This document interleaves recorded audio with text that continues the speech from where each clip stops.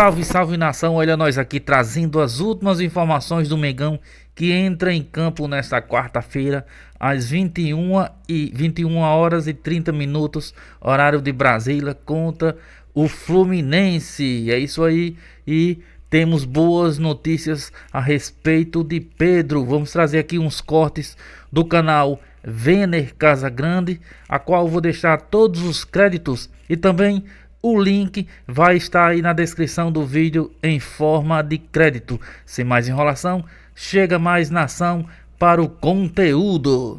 Alô pessoal, mais um vídeo no canal Vêner Casagrande, vídeo com informações do Flamengo. É claro que atualmente é o líder do Campeonato Brasileiro, pelo menos até quarta-feira, quando o Flamengo encara o Fluminense e o Palmeiras vai encarar o Vitória. E aí a gente vai ver quem continuará na liderança, ou na verdade se o Flamengo continuará na liderança ou se o Palmeiras retoma o primeiro lugar novamente. Muita coisa para acontecer nesses 5 jogos que restam no Campeonato Brasileiro, mas vamos pensar jogo a jogo, é claro. E no vídeo de agora a gente vai trazer um boletim médico dos jogadores que estão no departamento médico do Flamengo. E olha, me chama a atenção a situação do De La Cruz, porque não tem mais argumentos para defender a permanência de De La Cruz. Pelo meu discurso, pelas minhas palavras, você já deve imaginar o que eu vou falar sobre De La Cruz nesse boletim médico. Porém, tem notícias boas aí, e eu acho que vocês não vão perder por esperar por essas informações que a gente vai trazer agora. Tem também informação sobre ingresso para a FlaFest, FanFest, ou o grande evento que o Flamengo está organizando para os torcedores no dia 29, dia da Libertadores. Aqueles torcedores que não vão a Lima vão poder acompanhar esse duelo em telões lá no Maracanã, e a gente vai trazer os valores dos ingressos. E tem também quem é Douglas Telles, o jogador que estreou no elenco profissional no jogo contra o Sport, estreou fazendo um gol, mostrando que tem estrela.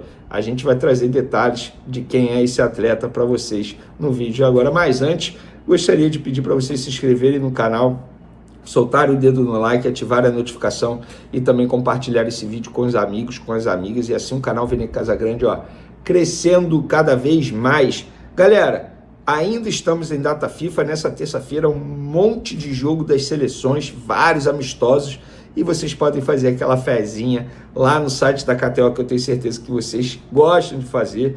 Na quarta já tem Fla-Flu, mas antes dá para fazer aquela fezinha nos jogos das seleções. Então corre no site da KTO, várias odds, ou melhor, odão, como a KTO gosta de dizer, e eu tenho certeza que vocês vão gostar bastante. Corre lá porque o site é super confiável. Vamos para as informações, galera. Bom, como a gente havia adiantado, o Flamengo vai organizar um grande evento no Maracanã no dia 29 para os torcedores que não vão a Lima poderem acompanhar o duelo com o Palmeiras pela final da Libertadores em telões lá no Maracanã, tal como aconteceu em 2019. E o Flamengo divulgou os valores dos ingressos, tá? O mais barato vai custar R$100 e o mais caro vai custar R$600. Então, varia por setor. As vendas começam nessa terça-feira, tá? Dia 18 de novembro, lá no site oficial do Flamengo. Quem quiser ver os valores detalhados de cada setor, eu postei nas minhas redes sociais, @Vêner Casagrande no Twitter, @Vêner Casagrande também no Instagram. Então, você que quer ir ao Maracanã e, entre aspas, fazer parte dessa grande festa, como aconteceu em 2019, essa é a oportunidade. Flamengo, portanto, muitos ingressos à venda, cerca de 70 mil ingressos à venda. Então, muita gente lá, mais gente que em muitos jogos de grandes clubes do Brasil por aí, hein? Tá bom? Vamos agora falar de Douglas Telles. Quem é esse jogador? Eu já havia falado sobre o Douglas Telles quando ele foi relacionado contra o Fortaleza pela primeira vez no elenco profissional. Na ocasião ele não entrou em campo, ficou no banco de reservas, não foi acionado. E aí ele voltou a ser relacionado no jogo contra o Sport, nesse final de semana. Só que dessa vez ele entrou e fez gol. E muita gente me mandando mensagem: Vêner, de onde saiu esse Douglas Telles? Onde ele estava? Vamos lá. Ele é atacante do Sub-20, tá? Ele tem 18 anos, está no Flamengo desde os 13, ou seja, tem 5 anos de clube já na categoria de base.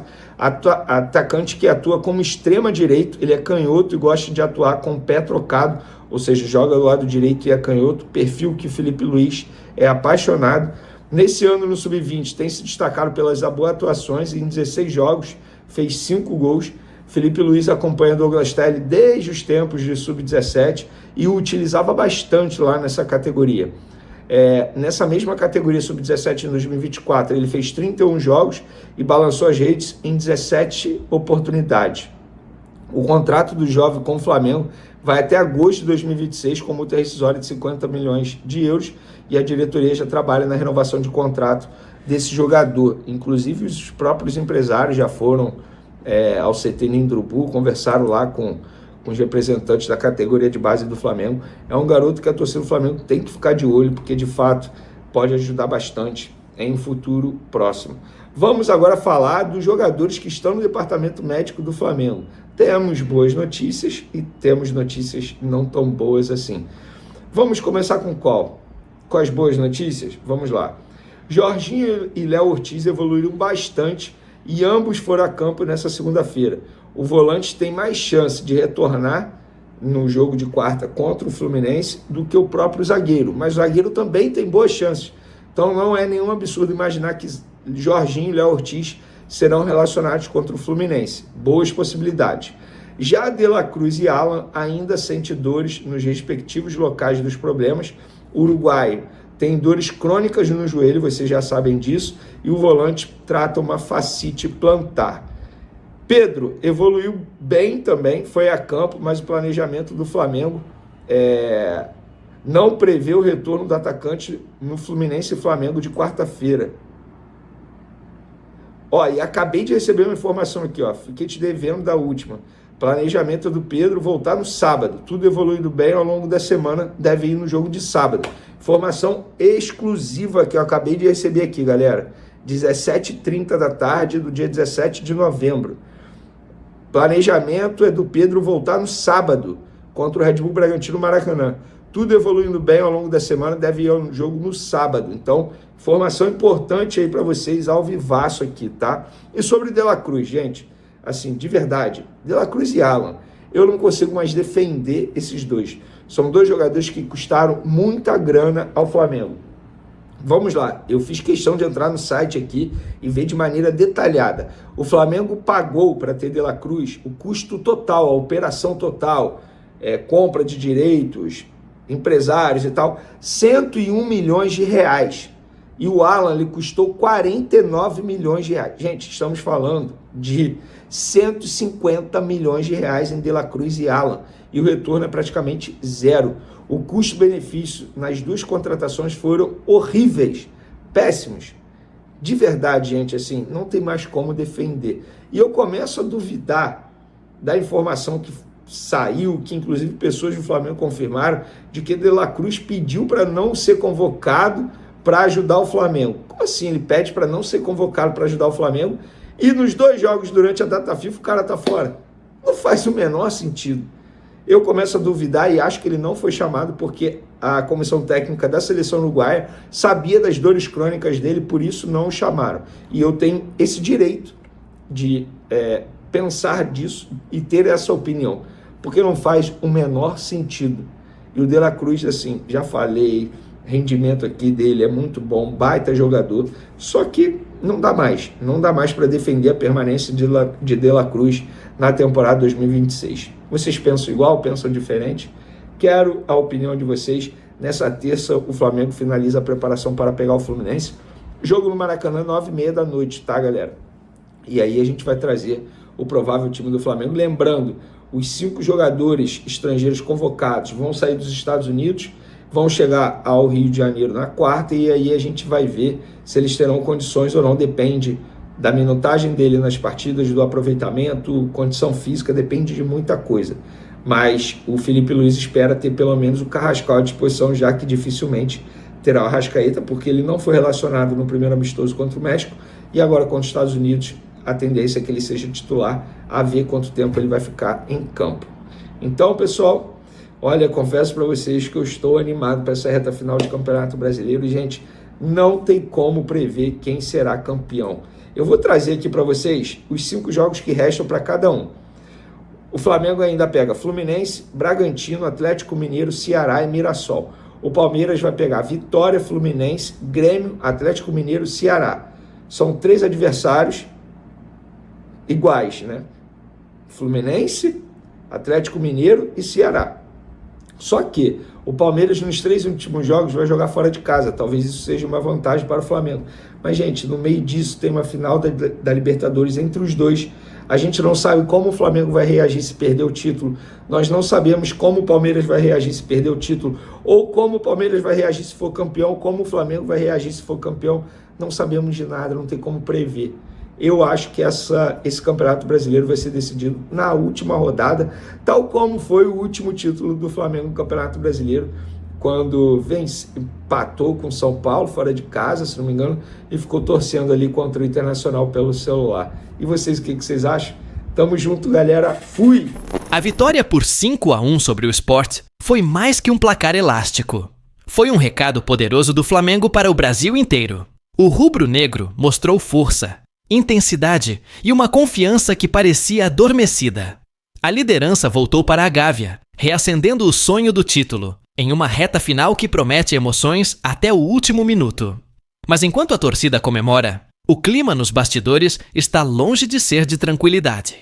O próximo passo é simplesmente o clássico contra o Fluminense, um duelo que sempre mexe com a cidade, com os jogadores e com o campeonato.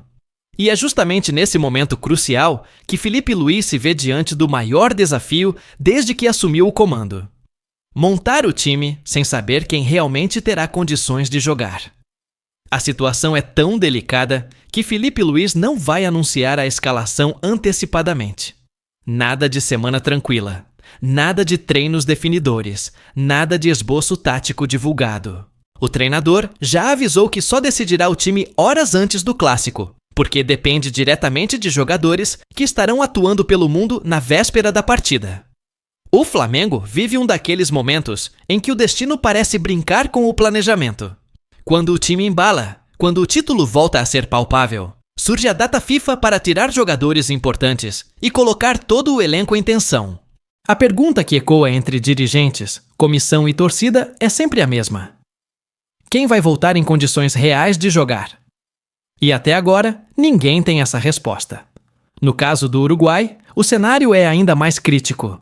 Vinha, Varela e Arrascaeta, 3 peças fundamentais na estrutura do Flamengo, enfrentarão os Estados Unidos na terça-feira, menos de 24 horas antes do clássico. Isso significa viagem longa, desgaste físico, risco de lesão e uma adaptação imediata ao ritmo brasileiro. Filipe Luís sabe que todos eles querem jogar, que são competitivos, que sentem o peso e a importância de vestir o manto no Maracanã.